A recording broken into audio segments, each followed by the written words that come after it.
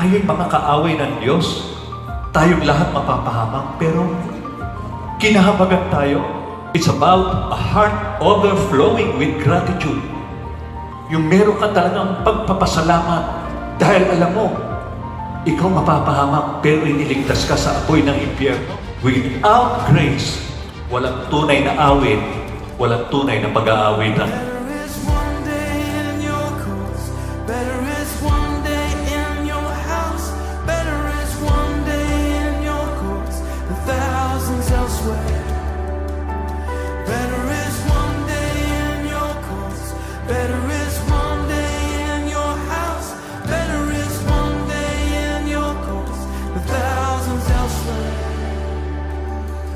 Grace produces praise and worship. When words fail, music speaks.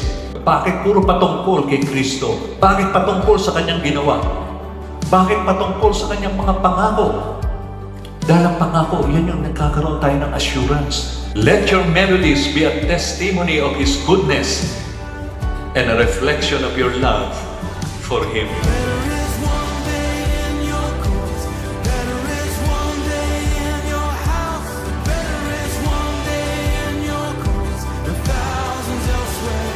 Kahit wala ka sa tono, pero nandito sa puso mo yung pag-awit, masaya ang Panginoon.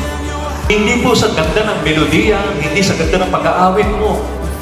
Kaya nga hindi po sa performance, hindi sa galing. Ang worship, pinalalalim niya ng ating relasyon sa Kanya. Mahalaga po ang relationship sa Panginoon. Dahil the closer you are to Him, the sweeter your song becomes.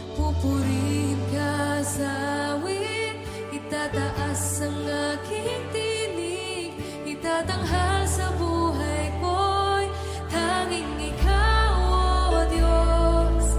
Higit pa sa kalangitan, ang iyong kaluwalhatian, kadakilan mo'y di mapapantayan.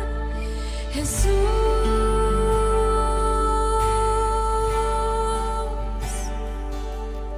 Walang hanggang katapatan sa buhay ko'y lagi mong laan.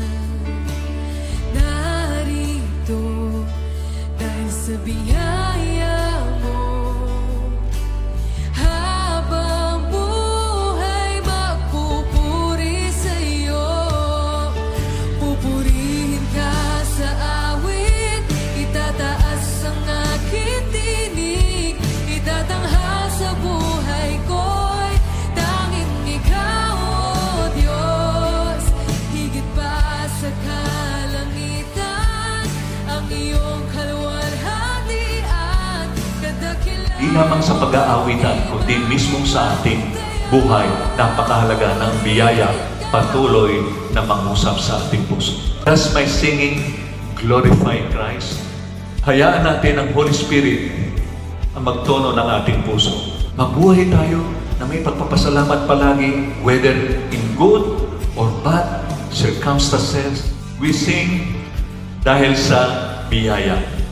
Sumasamba tayo na may katapatan ng puso at umaawit tayo para sa Panginoon.